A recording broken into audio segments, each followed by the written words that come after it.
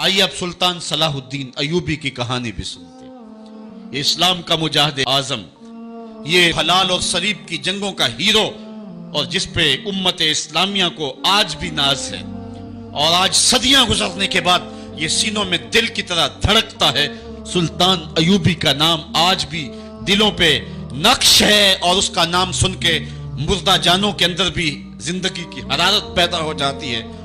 اس کے زمانے میں ریجینالڈ بدبخت ایک انگلستان کے شہزادے نے حاجیوں کے قافلے کو روک لیا اور ان کا سامان لوٹ لیا۔ انہوں نے کہا ہم حج پہ جا رہے ہیں، تو نے ہمارا سامان لوٹ لیا، ہمیں جانے دے۔ تو اس نے دریدہ دہنی کرتے ہوئے کہا بلاؤ اپنے نبی محمد کو جو تمہاری جان چھڑائے۔ بس سلطان صلاح الدین ایوبی تک یہ بات پہنچی تو میں نے تاریخ میں پڑھا کہ وہ دانت پیستا تھا، اس کی آنکھوں میں خون اتر آیا، اور اس میں کھڑے کھڑے قسم کھائی کہ جب تک اس ظالم کو کیفر کردار تک نہیں پہنچاؤں گا چین کی نیند نہیں سوؤں گا۔ پھر پونے دو سال کا عرصہ آپ سلطان صلاح الدین ایوبی کی زندگی دیکھ کے جنگی مہموں کو ترتیب دیتا رہا، دن رات اس نے ایک کر دی، نیند قریب نہ آنے دی۔ جب نیند بہت زیادہ تنگ کر دی تو پھر وہ خیمے کی چوب کے ساتھ ٹیک لگا کے کھڑے ہو کر کے اپنی آنکھوں کی آگ بجھا لیتا، اور پونے دو سال کا عرصہ اس نے چارپائی پہ لیٹ کے نہیں دیکھا۔ پھر وہ لمحے آئے کہ اللہ نے اس کی مراد پوری کی۔ انگلستان کے شہزادے لائن میں کھڑے تھے، اس نے شاہ گاما کو اپنی کرسی دی اور ساتھ کہا ہم جس کو کرسی دیتے اسے امان دیتے۔ پھر اس نے اس کے جو نائٹس تھے ان کو آب خورے دیے، ان میں پانی دیا، کہا جس کو ہم پانی دیتے ہیں اس کو امان دیتے ہیں۔ پھر جب ریجینالڈ کی باری آئی تو بادشاہ کی رگیں پھول گئی غصے سے، اس نے تلوار نیام سے باہر نکالی اور اس کی چھاتی پہ چڑھ کے اس کی گردن پہ تلوار رکھ کے اس کے ٹکڑے کرتے ہوئے کہا او کتے، تو نے کہا تھا بلاؤ اپنے نبی محمد کو، محمد عربی نے اپنا نوکر بھیج دیا ہے۔ اور اس طرح اس ریجینالڈ کتے کے دو ٹکڑے کر کے رکھ دیے۔ یہ ہماری تاریخ ہے، یہ اور روشن تاریخ ہے۔ ہمارے اسلاف، ہمارے بزرگ اس دور کے شہنشاہ، اس دور کے بادشاہ اتنی جرأت اور اتنی عظیمت رکھا کرتے تھے، اور آج ہماری کمزوریاں نے دشمنوں کو دلیر کر دیے۔ کبھی ایسا بھی اندھیر آیا تھا کہ سر عام یوں توہین اور تنقیص ہوتی ہو پیغمبر حسن اور پیغمبر جمال کی، اور پھر 1 ارب 40 کروڑ انسان دنیا کے اوپر بستے ہوں۔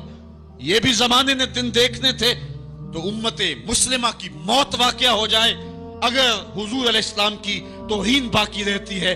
اس لیے امت کو پوری قوت کے ساتھ کھڑا ہونا ہے اور اپنے نبی علیہ السلام کی توہین کا بدلہ لینا ہے، اور یہ ممکن نہیں ہے جب تک جو ہے وہ ہم پوری دنیا کے اوپر غالب نہ ہوں۔ اللہ تعالیٰ امت کو وہ دن نصیب فرمائے کہ امت کا غلبہ اللہ تعالیٰ نصیب فرمائے۔ اس وقت ہمارا المیہ یہ ہے کہ ہمارے پاس عالم لیڈر کوئی نہیں ہے، عوام کے جذبے یقیناً دیکھنے کے۔ سیریا کے بچوں کو میں نے دیکھا کہ وہ چھوٹے چھوٹے بچے، انہوں نے ہاتھوں میں کتبہ پکڑا ہوا ہے، اور میں اس منظر کو دیکھ کر کے کتنی دیر تک سکتے میں رہا۔ اس کے اوپر لکھا ہوا تھا اقتلونا ولا تسبوا لنبینا، ہمارے ٹکڑے کر دو لیکن ہمارے نبی کو گالی نہ دو۔ ان بچوں کے درد کی کہانی کلیجے چیر رہی تھی۔ یہ محبتوں کا عالم، وہ اقبال نے کہا تھا چمن میں رخت گل شبنم سے تر ہے، چمن میں رخت گل شبنم سے تر ہے، سمن ہے سبزہ ہے باد سحر ہے، مگر ہنگامہ ہو سکتا نہیں گرم، یہاں کا لالا بے سوزے جگر ہے۔ اس وقت امت بے امام ہے، امت کے پاس جو ہے وہ کوئی ایسا شخص نہیں ہے جو امت کی رہنمائی کرے۔ ملک بھی خالی ہیں اور عالمی لیول پہ بھی ہم کسی امام سے محروم ہیں۔ اللہ نے وہ دن نصیب کرنے ہیں، ہم صفے سیدھی کریں، بس ہمارا کام اتنا ہے۔ صفے سیدھی کریں گے تو امام بھی اللہ بھیج ہی دے گا، اور وہ وقت آئے گا کہ اس کے جھنڈے نیچے ہم کھڑے ہوں گے۔ اور ہم نے تاریخ میں پڑھا ہے، کتب صحاح میں موجود ہے، بخاری اور باقی کتابیں اٹھائیں، ہمیں اس وقت کی بشارت دی گئی ہے کہ جب اساکر اسلام ترتیب پائیں گے اور پھر امام بھی آ جائے گا، اور پھر امت مسلمہ وہ بانکپن پائے گی کہ صحیح حدیث میں آتا ہے کہ اگر کوئی یہودی کسی پتھر کے پیچھے یا درخت کے پیچھے چھپ کر کے پناہ مانگنا چاہے گا تو وہ پتھر مسلمانوں مجاہدوں کو بول کر کے کہے گا ادھر آ، یہ ظالم میرے پیچھے چھپا ہوا ہے۔ وہ دن بھی اللہ تعالیٰ نے ہمیں دکھانے ہیں، اور پوری امت کے اوپر جھنڈا جھولے گا تو آمنہ کے لال کا ہی جھولے گا انشاءاللہ۔ آ ملیں گے سینہ چاکانے چمن سے سینہ چاک، بس میں گل کی ہم نفس باد صبا ہو جائے گی، شبنم افشانی پیدا کرے گی میری سوز و ساز، اس چمن کی ہر کلی درداشنا ہو جائے گی، آسمان سحر کے نور سے ہوگا آئینہ پوش، ظلمت رات کی سیما پا ہو جائے گی، شب گریزاں ہوگی آخر جلوہ خورشید سے، یہ چمن معمور ہوگا نغمہ توحید سے۔ وہ وقت انشاءاللہ آنے والا ہے، بس ہمارا کام صفیں سیدھی کرنی ہے اور صفوں کو ترتیب دینا ہے، اپنے جذبوں کو مرنے نہیں دینا ہے، اور یہ جذبے اپنی نسلوں میں بھی منتقل کرنے ہیں، اور اپنی نسلوں کو بٹھا کر کے حضور کی عظمت کی کہانی پڑھا کے جانا ہے۔ میں نے سیریا کے ان بچوں کو دیکھا تو میں اپنے بچوں کو بٹھا لیا، میں نے کہا بیٹے پوری دنیا کے اوپر حضور کی ناموس پہ حملہ ہے، بتاؤ ہم کیا کریں گے؟ تو میرا 5 سال کا بچہ ہے، مجھے حمزہ کہنے لگا کہ ابو یہ جو تلوار آپ نے لٹکا کے رکھی ہے بیٹھک میں، اس کے میں پیچ خود کھول سکتا ہوں اور یہ میرے ہاتھ میں دے، ان ظالموں کو میں کاٹوں گا۔ میں نے کہا بیٹے مجھے یہی تجھ سے توقع تھی، اس لیے کہ تیرے جسم کے اندر خواجہ دین محمد مصطفیٰ کی غیرت کا خون دوڑ رہا ہے، اور انشاءاللہ یہ ہماری نسلیں اٹھیں گی اور اسلام کے غلبے کا خواب ہم شرمندہ تعبیر کریں گے انشاءاللہ۔ تو اپنے بچوں کو بٹھائیں اور ان کو بتائیں اور ان کو حب رسول کے جام پلائیں، ان کے اندر محبت رسول انڈھیل دیں اور ان کے سینے کے اندر یہ حرارت پیدا کر دیں، اور وہ امت کے لیے اور نام محمد کے لیے ہر قربانی دینے کے لیے آمادہ ہو جائیں۔ انشاءاللہ وہ وقت دور نہیں ہے جب پوری دنیا کے اوپر اسلام کا جھنڈا جھولتا ہوا نظر آئے گا۔ ہم نے اپنے جذبوں کو ہر صورت بیدار رکھنا ہے، اور اگر انہوں نے توہین کی زبان کھولی ہے تو کروڑوں انسان حضور کی مدح میں زبانیں کھول لیں، صبح و شام وظیفہ درود و سلام کا لبوں پہ جاری کر لیں، اور حضور کے نام کا جھنڈا اٹھائیں۔ یہ گلیوں میں، یہ چوکوں میں، یہ بازاروں میں یہ احتجاج، یہ تو ایک معمولی کیفیت ہے، ہم تو اس سے آگے بھی اگر ہم بے بس ہیں، کر کچھ نہیں سکتے۔ سچی بات ہے، ہمارے اندر جو جذبوں کی کائنات ہے ان کو کچا چبا جائیں کہ جنہوں نے میرے آقا حضور نبی رحمت کی توہین اور تنقیس کی ہے، اس لیے جو ہم سے بن پڑا، جو ہم سے ہو سکا ہم نے وہ ضرور کرنا ہے۔ وہ کیا کہا تھا سودا نے کہ مجنو لیلا سے بازی نہ لے سکا پر سر تو دے سکا، کس منہ سے کرتے ہو دعویٰ عشق سودا، تم سے تو یہ بھی نہ ہو سکا۔ ہم نے دیکھنا ہے کہ ہم کیا کرتے ہیں، اس حوالے سے ہمارے جذبات کیا ہیں۔ مجھے یاد آئی آج عمارہ، سارا دن آج عمارہ کی کہانیاں میرے ذہن میں گردش کرتی رہی۔ عمارہ غزوہ احد کی نامور مجاہدہ ہیں کہ جب بھگدڑ مچی اور کچھ تو خون ہونے لگا اور عجیب کیفیت بن گئی، تو اس وقت حضرت عمارہ خاتون ہیں تو اس جنگ میں ساتھ آئی تھی۔ کس کام کے لیے آئی تھی؟ کہ کوئی زخمیوں کی مرہم پٹی کروں گی، لیکن جب دیکھا کہ حضور تنہا ہیں اور تیروں کی برسات ہو رہی ہے، عمارہ تلوار لے کے میدان میں آ گئی، اور حضور نبی رحمت نے فرمایا کہ میں جدھر دیکھتا تھا مجھے عمارہ ہی نظر آتی تھی۔ اگر ادھر سے حملہ ہوتا آگے عمارہ کھڑی ہوتی، اگر ادھر سے حملہ ہوتا تو عمارہ کھڑی ہوتی۔ میں کہتا ہوں عمارہ تیرے نام پہ میری نسلیں قربان، جس نے محمد عربی کی آبرو کا پہرا دیا۔ اللہ اکبر۔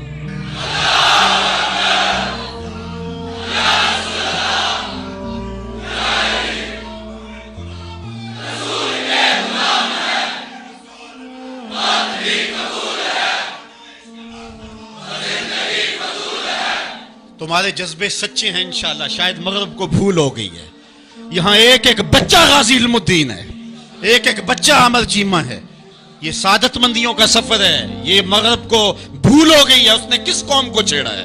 ان کی غیرت مری ہوئی نہیں ہے، انہوں نے کچوکے دیے، زخم دیے، امت کو معاشی بحران میں مبتلا کر دیا۔ روز پیٹرول کے بم ہمارے اوپر گرتے ہیں لیکن ہم کبھی میدان میں نہیں آئے۔ لیکن سارے معاملات کے اندر ہم کمپرومائز کر سکتے ہیں، کمزوری بھی دکھا سکتے ہیں۔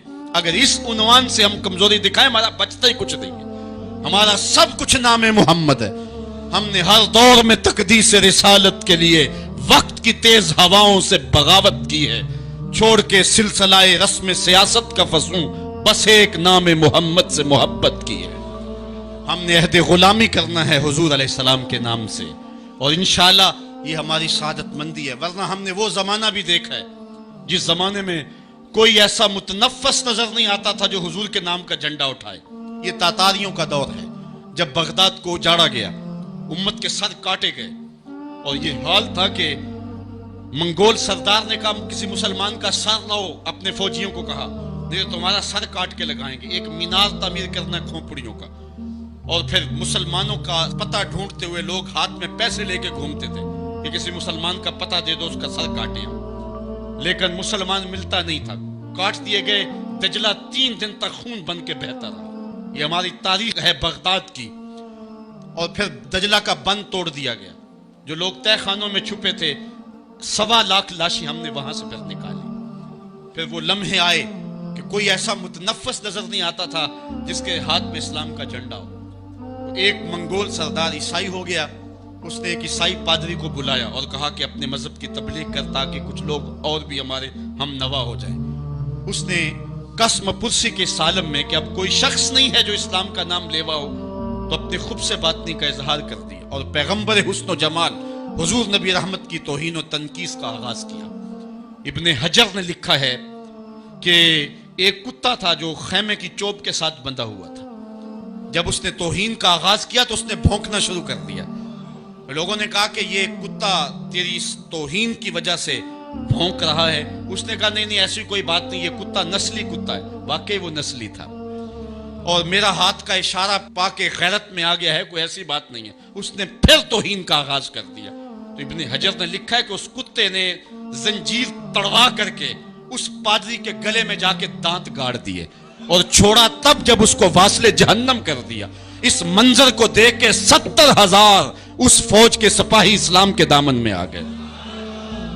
اقبال نے اسی موقع پہ کہا تھا، تو نہ مٹ جائے گا ایران کے مٹ جانے سے، نشائے میں کو غرض نہیں پیمانے سے، ہے عیاں یورش تاتار کے افسانے سے، پاسباں کعبے کو مل گئے صنم خانے سے۔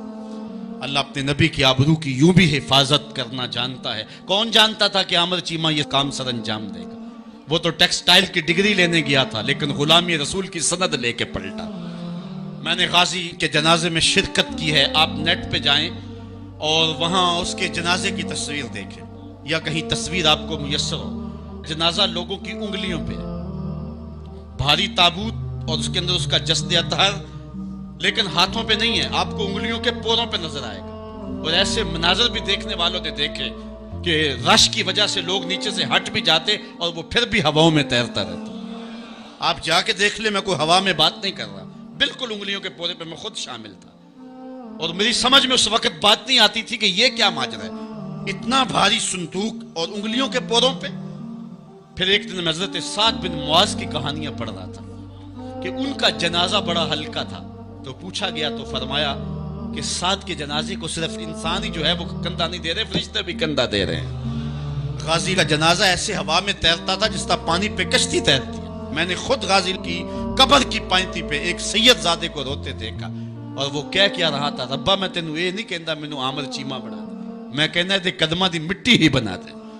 یہ سعادت مندی کی موت ہے، یہ خوش نصیب لوگوں کی زندگی ہے، اور مسلمان اس کو اعزاز سمجھتا ہے۔ اس پورے حال میں کوئی ایک شخص بھی نہیں ہوگا کہ جس کے دل میں یہ آرزو نہ ہو کہ میں حضور کے نام پہ قربان ہو جاؤں۔ ایک ایک شخص کے سینے کے اندر، میں سمجھتا ہوں میرا ہی سینہ ہے، لیکن نہیں، ہر شخص کا سینہ یہی ہے، اور ہر شخص کے اندر کے جذبات یہ یار یہ دھڑا کے ہے زندگی میں حضور کے بغیر، سب کچھ حضور ہی ہیں، اور ہماری زندگی کا سب سے قیمتی اثاثہ حضور کی ذات ستودہ صفات ہے۔